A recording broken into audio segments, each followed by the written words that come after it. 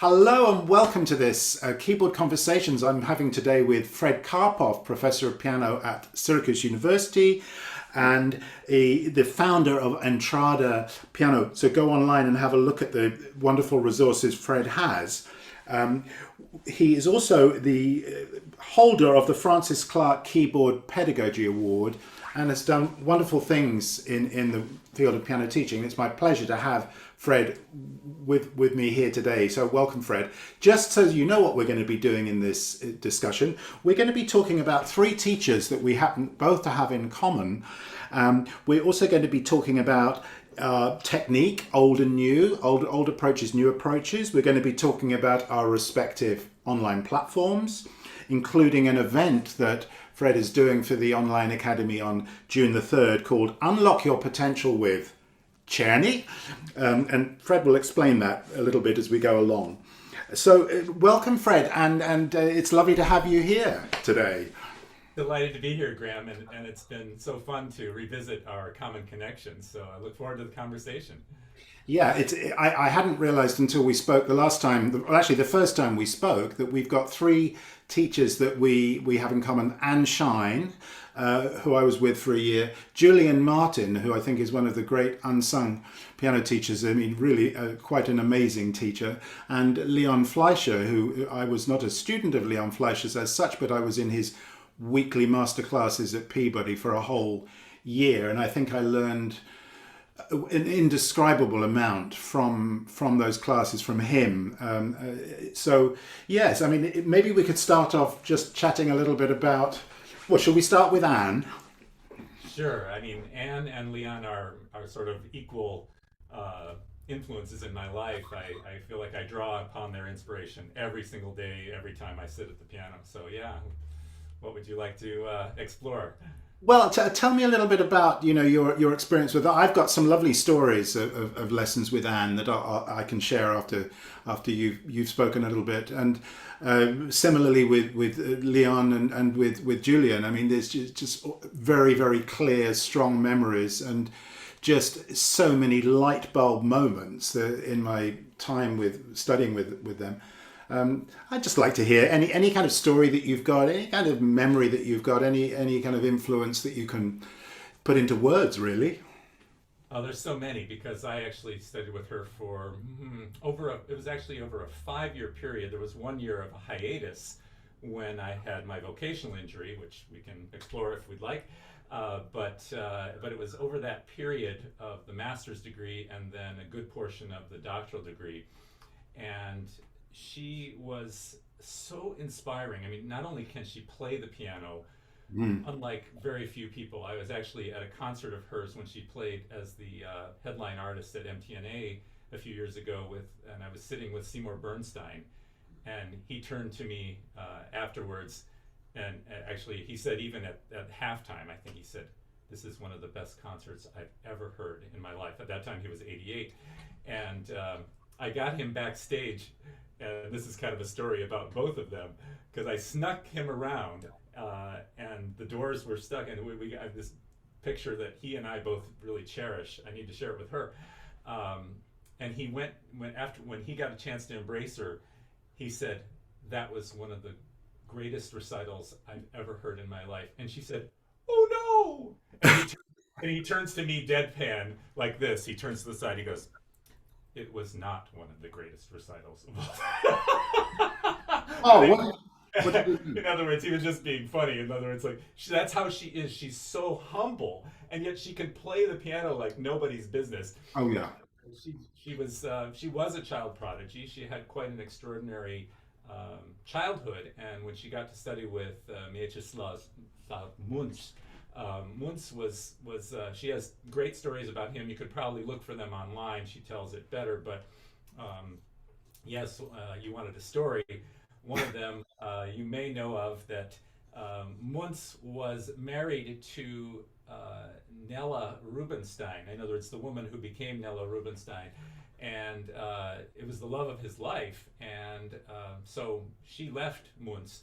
But many years later, after Anne made her recordings at age, I think 17, she made I think was the F minor Chopin concerto, and by 19 she had recorded the Rachmaninoff Third with Sir Eugene Goossens, and someone, they were bugging Rubinstein about, you've got to hear her, you got to hear her, and finally he got to hear the recording, and he said, send her to me. So that meant bringing the teacher along too, and she said there was Mrs. Rubinstein, you know, smoking like her. She was so nervous, and poor Munz, you know, whatever. But that began the great relationship with her studying with Rubinstein, and in fact, in your locale, one summer at least, she studied with both Rubinstein and Dame Myra Hess in London. Yes. And she talked about how she would, they really admired each other, but they would also be just a little bit gossipy. Like Myra would say, "Oh, Arthur, rather a cad," and then Arthur would say, "Oh, dear Myra, rather a bore." But of course, she got so much from each of them, and anyhow, just the thing I'd sum up in just within a few minutes would be that Anne is, first of all, her sound is glorious, and Yeah. I just put out a recording of hers recently. I don't know if you have the recording of the Davidsbündler and the Humoresque. It's spectacular, and her sound is so just unique, and you know, she's given great lectures on the sound. I think a lot of people say, "Oh yeah, sound schmound" or something, and but it truly is, I think, a really distinguishing quality of her playing.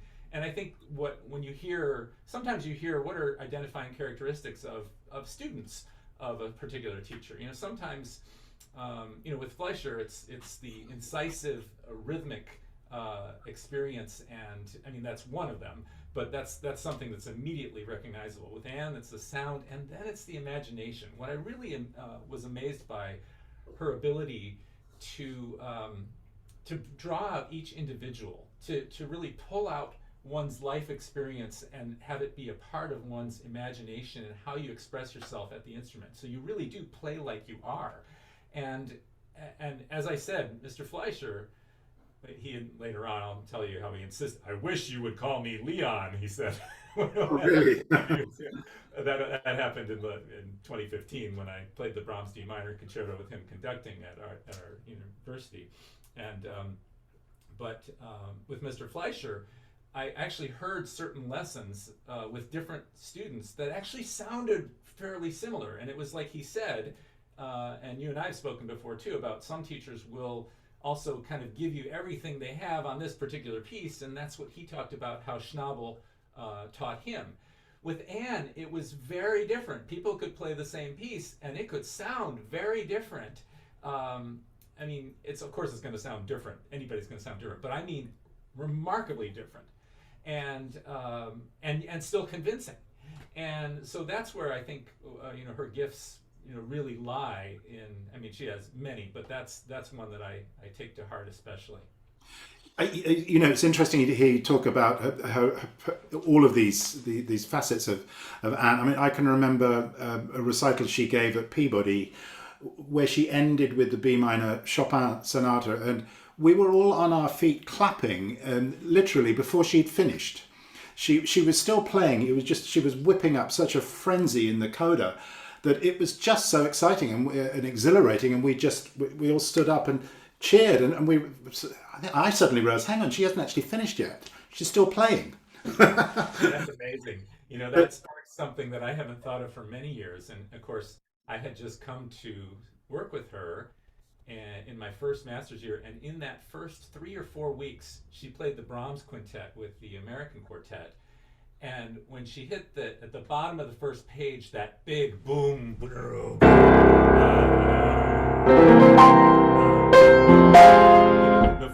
when she hit that down there, it was the most thunderous sound, and I remember it released tears from my eyes. I mean, I was like, how it's either goosebumps or tears. Yeah. Already within like 20 seconds, I was just like, what has hit me? It was so stunning. And I knew I was in for a remarkable journey with this remarkable teacher. Yeah, you talked about her sound. I mean, that was one of the things I can still hear now. The sound it is a big romantic sound. and so commanding. She, in lessons, she would know everything I was bringing. And you speak about the two pieces that I studied with her. I didn't realize at the time that they were big pieces of her own. The Chopin Second Concerto I studied with her.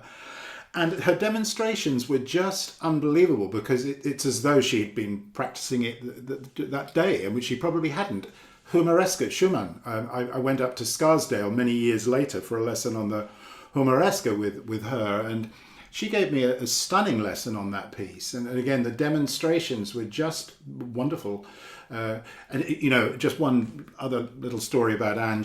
I was struggling my way through Opus 10 number 1 at the time, in need of a little bit of assistance with Chopin, that is, Opus 10 number 1. And she said, well, Artur used to, and she always referred to him as Artur. And I suddenly realized, she's meaning the legendary Artur Rubinstein. She was one of two of his students. He didn't teach, but she was one of two. And so she gave me his fingerings for Opus 10 number 1, which I wouldn't say completely eliminated the problems, but certainly assisted with just some redistributions of groupings in the those huge arpeggios that she showed me that. And I thought, well, why didn't I think of that? Or is that legal? Can you do that? Taking certain notes with the left hand when they were written for the right hand. And you realize that Rubinstein was a practical pianist. He just played. He had to play at this concert and then that one. He just had to get through all of this in the best way that he could. So, I heard some lovely Rubinstein stories, but very happy memories of Anne. And she's such a warm, lovely lady. I think that's something that's really rare. Sometimes rare in teachers to find that warmth and that desire to really help the student rather than to give their stuff.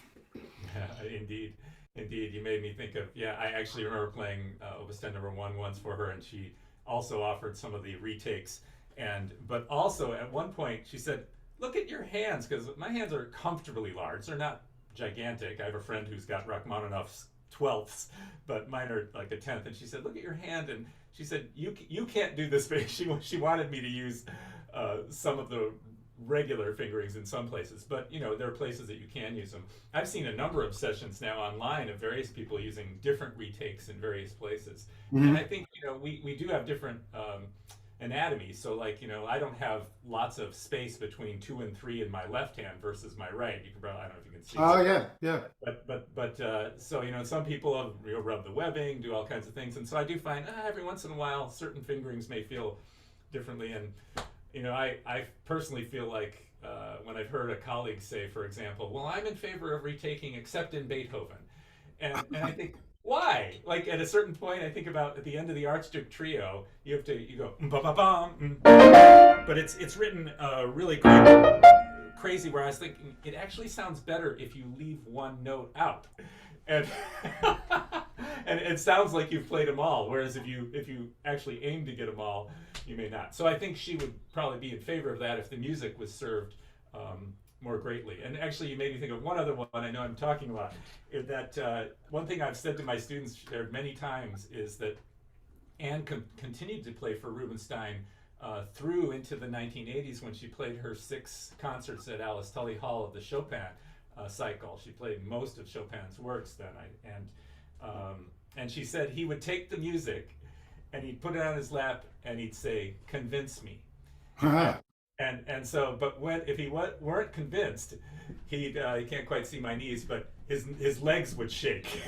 Oh, very interesting. and so yeah, it was all about, and I think that's a simple thing to take away from that. Like, is this convincing? Because certainly I come with my own strength of purpose and vision, but I have also really tried to honor in my students' artistry if it is not haywire, if it's compelling, if it has beauty and proportion, and it's sincere. I think that makes a huge difference. Oh, absolutely. If it ain't broke, don't fix it. Yes, I mean, shall we move on to Leon Fleischer, who is, as I said earlier, such a huge influence on me as a young pianist, a young musician, and some of the pearls of wisdom that he would utter weekly through these classes still with me today. The concepts, particularly the rhythmic concepts. I'd love to hear a little bit about your experience with him. Yeah, and I'm not surprised that you got a lot out of a very confined time period I think you said as a Fulbright scholar there, right? And That's right. and to imagine that, I do feel very fortunate that I was there for really a total of 6 years in Baltimore and attending his class for at least 5 of those and playing often. And those lessons, I remember the first time I played for him, it was the first half of the Eroica Variations, and I got to play the second half maybe a few weeks later. I was very fortunate. You didn't usually get to play so often in the class that way. But I remember being age 23, I guess, and walking down, I think it's Center Street or Central Street, whatever that one is on the south side of Peabody, and just feeling literally that I was, in other words, obviously it's a, what do you call it, non-physical reality. It's a quantum feeling now that I would describe it as after studying quantum physics. But I'm making this thing. I felt like I was walking a foot and a half above the ground. I had this huge injection of rhythm and of music, and it was electrifying. And that happened in other ways too. Never quite with the same physical or whatever sensation, cosmic sensation, but I have so many memories up close. And then I was extremely fortunate to get to know him again much better. He agreed to work with me again from 2013 to 2015. And there were significant lessons on Schubert and Brahms and Beethoven, and culminating in him conducting me in the Brahms D minor concerto at Syracuse University. And he spent a week here in residence. And that's when he famously, I was bringing him things to his hotel, picking him up each day, and there was a Middle Eastern market that he loved, all the dates and figs and other things that it brought. He told my parents after the performance, your son kept me alive this week with this stuff. But the second morning, I said, well, Mr. Fleisher, whatever. And he said quite strongly, he was kind of boomed, he goes, I wish you would call me Leon. And I remember how hard that was. And Yeah. you probably remember one of his assistants at the time. I remember talking to that gentleman who was probably your classmate, and he had said, he was annoyed that somebody else was calling him Leon, and he said, I will always call him Mr. Fleisher. So that was in my subconscious. I had to battle that too. So the next morning I said, so how are you doing, Leon? And he laughed.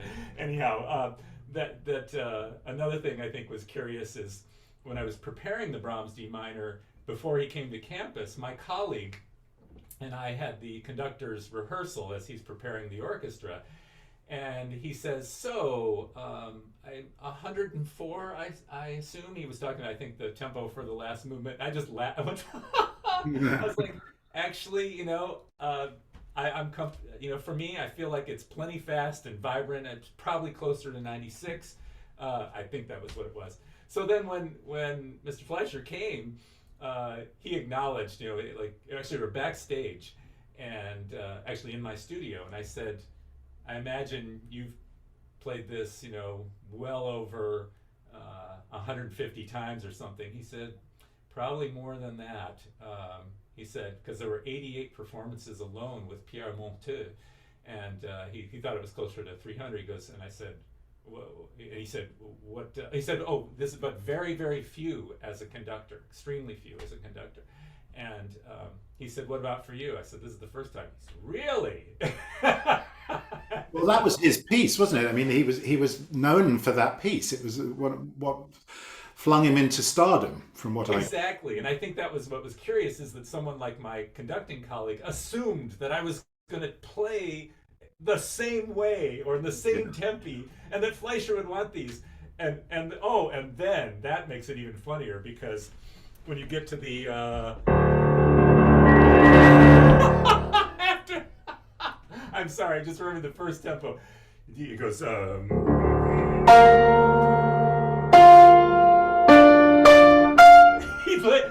making it about that tempo, and I was like, oh no. Oh dear. It was so later on, I did say, because he tells a great story about how he asked Eugene Ormandy in his book My Nine Lives. I don't know if you read it; it's great. And he says that he asked the maestro for just a little more time in the trill at the end of the second movement of Rachmaninoff's second concerto, and during the performance, Ormandy just kept it up there. He just let it keep going. He said, "My hand felt like it was going to fall off." Of course, his technique was, much more tense back then, and so I said, I thought he was just saying you got to be really careful about how you ask the conductor for something. So after the rehearsal, I said, Maestro, do you think we could go a little bit more quickly in the first movement? And he was totally fine. He's just the so humble, so life affirming, and I don't know about you, but I think about as he confirmed that he said, oh, those were too fast. I played too fast back then. All those Beethoven recordings and everything. But I was explaining even just this last week to some of my friends. I said, when you're older, your resting heart rate is lower. I mean, when you're in your 20s and 30s, I think about some of the recordings of my own playing back then. Oh my God, it's so fast. Yeah. And I'll never play this fast. And then afterwards, I remember actually Rachmaninoff Rhapsody on a theme of Paganini. Fleischer's recording is at 22:40 and Grafman's is at 23 minutes. And I thought, I'll never play it as fast as Grafman. And then I played a performance, and it was pretty exciting. It ended up being at 21:36. So, I mean... Wow. saying the folly of youth. We think, oh, we'll never play this fast, and then we end up playing without the sufficient poise and maturity. Yeah, I hear what you're saying. Yeah, it's just a fact of life. Yes, but I saw Leon perform miracles in those classes. Somebody would come in and play, and then he would say he liked to talk, didn't he? I mean, he gave you like an expose of what the music should be doing, and he chose his words very carefully, and he was so spot on with what he was saying, and then he would invite the student to play again, and it was usually transformed by just a few words. Absolutely. And and actually is such a tremendous sense of humor. And I think what people don't, because he has his glasses, and often he would rub the space between his eyes. And he sort of close his eyes, and he'd say with his rich baritone voice, he'd say, you all have missed a great epic in piano playing. The keys used to be made of ebony, the black keys, and the whites of ivory. It's not just a recent song. And many people listening to this won't get that, but there was a song at the time by Paul McCartney and Michael Jackson called "Ebony and Ivory." So, okay, right. So it's just that he was up on current things, and even in pop culture, and so he could catch you off guard with a sort of dry delivery, but just a wonderful human being And an amazing influence on so many pianists. Yeah. huge. Shall we just talk quickly about Julian Martin? Indeed, yeah. I'd be curious a little bit to know what your experience was. In my case, Julian was a new piano teacher at Peabody. He'd been there for 1 year, and that was at the time when I hit a brick wall with my own playing, and I had basically, it was the first year of I had been married for about 9 months, and so at that point, I think I didn't know how to communicate as well with my spouse at the time, and so I would go off to practice, and the school year was over, so I was practicing about twice as much, and so the flaws in my technique were exposed because I was just working too hard, and so it didn't take long to sort of tie myself into knots. Well, after I saw some doctors who said, hey, it's not that bad, I still found myself in basically in tears in no time as I went back, because just taking anti-inflammatories and swimming or whatever, it wasn't enough. And I ran into Julian Martin, who was doing his own technical rebuild under the direction of Dorothy Taubman.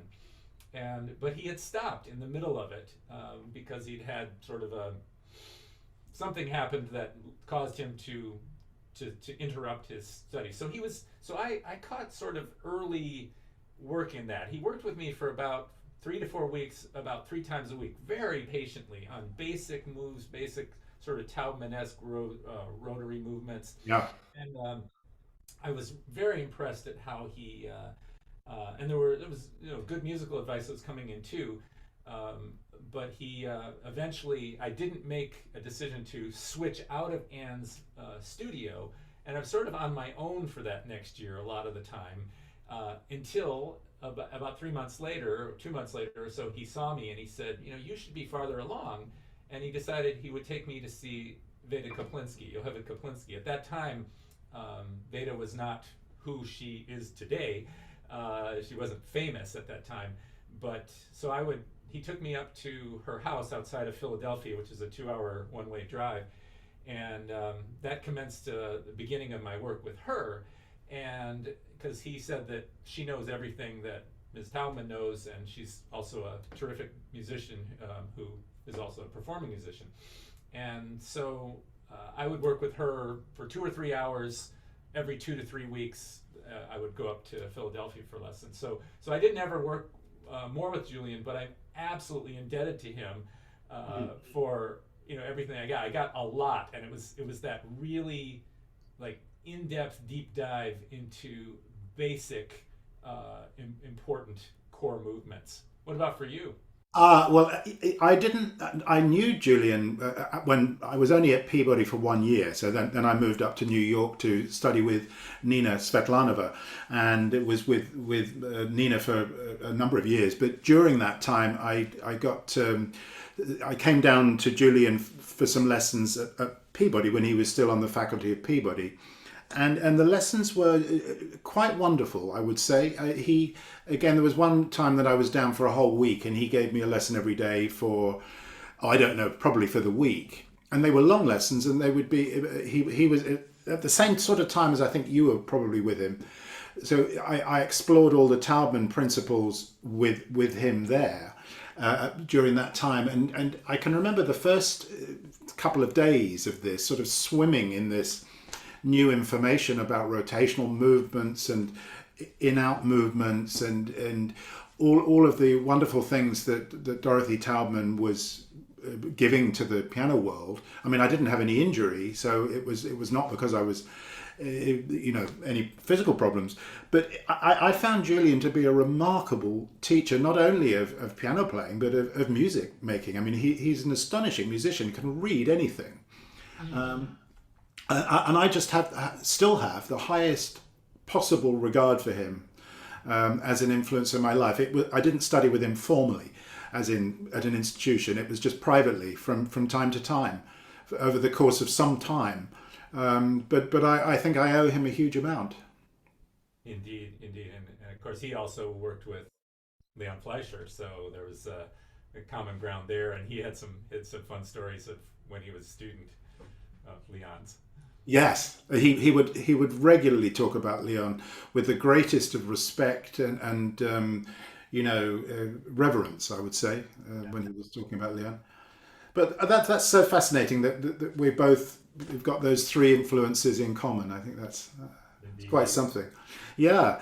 So Fred, shall we move on to discussing a little bit about our respective online platforms? I'd love to hear about Entrada. I've seen some amazing things that you're doing where you've got videos, you're tackling a specific technical aspect, and you've got very detailed videos. And I like the fact that they're nice and short and pithy, but you've got several videos on one particular topic or one particular piece.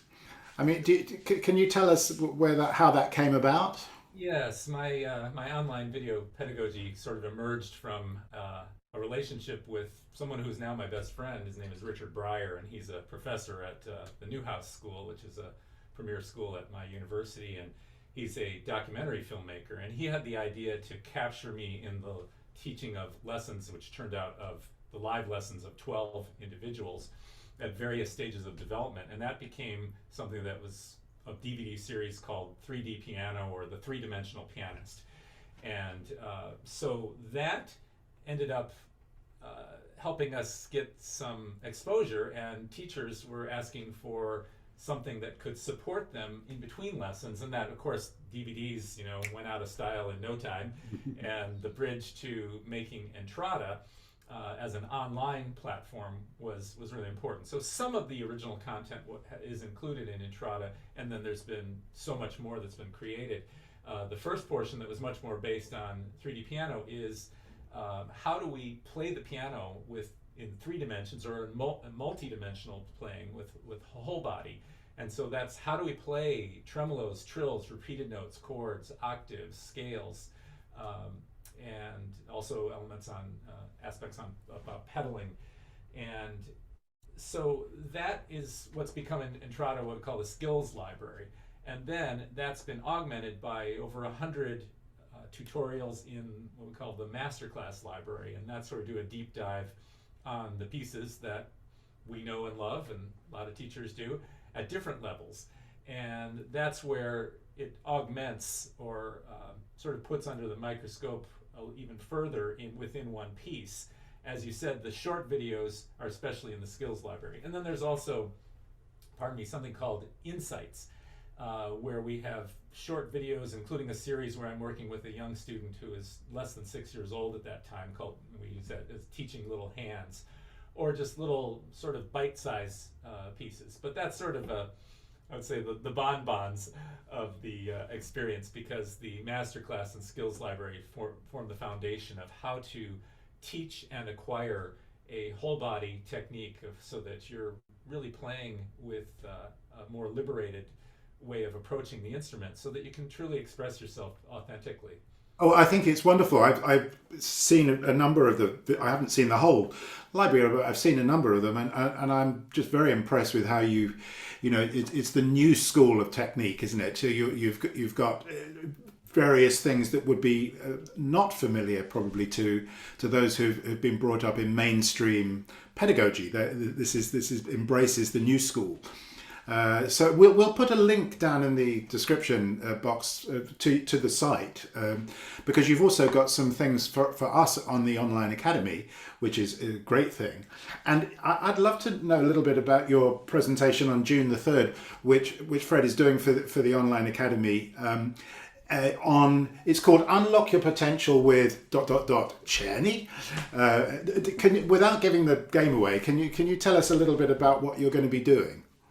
Absolutely, yes. I mean, these Czerny exercises, it's funny, I can't say that, I would be like, oh, Czerny is the greatest musician or anything, but Czerny was so important in the history of music, and in fact, I'm not a huge fan of the longer exercises. I believe there are other things that one can study as you bridge yourself towards better and better music, especially the Chopin etudes and beyond, to Debussy, Liszt, Rachmaninoff, and others.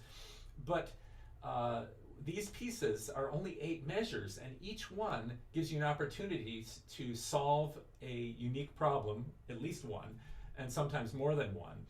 And so, yes, my series that's on the online academy right now is just exercises numbers 1 through 7 in Opus 821. And so, like, the first one is this one that starts like this. I can do that. So it's got a lot of rotational sort of movements, and but it's also a great place to look at how we practice anything. Meaning, in number 1 in the video that's at the online platform is a really deep dive in how I approach rhythmic practice. And so most people know how to practice in rhythms. Like, oh, I already know that. And a quick aside, I'll tell you that somebody I've been following recently says, he's not a musician, he says, the war cry of failure is, I already know that. Okay.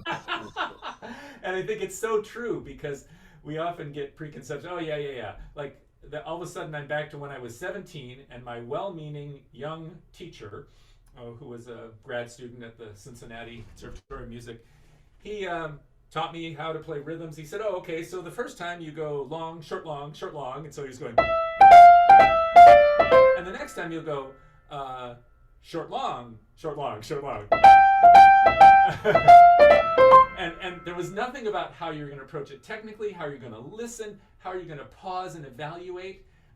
Maybe you're going to alternate between going slow, medium, and fast. So I cover things like that in that particular etude.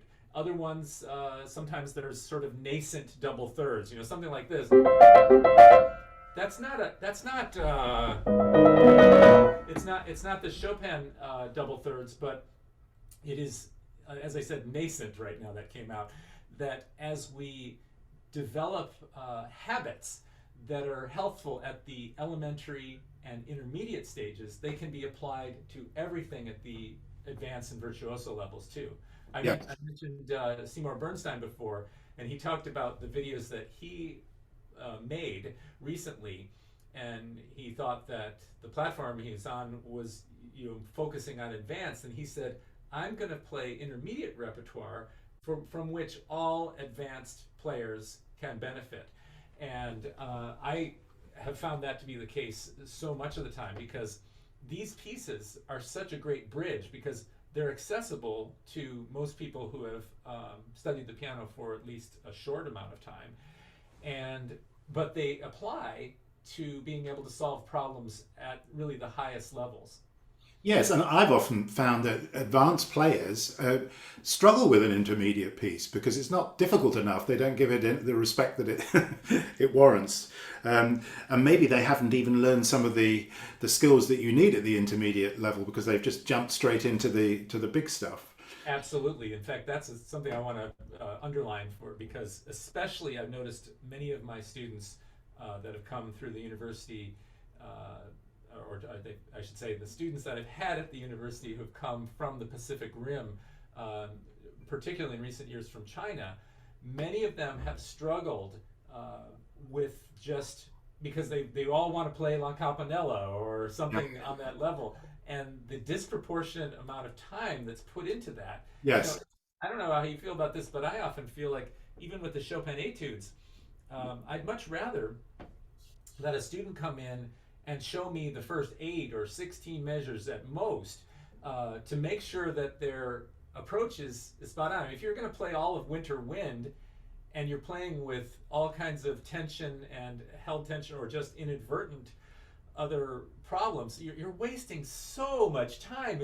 And so many people do that. You think about all those how to play the piano in 21 or 30 days things or something, and there's one you might have seen recently. It's like, here it is in 1 hour and 1 day and 1 week and 10 years. I'm like, oh my goodness, you've done what Malcolm Gladwell says, which is it's not just you practice for 10,000 hours and you become a master at something.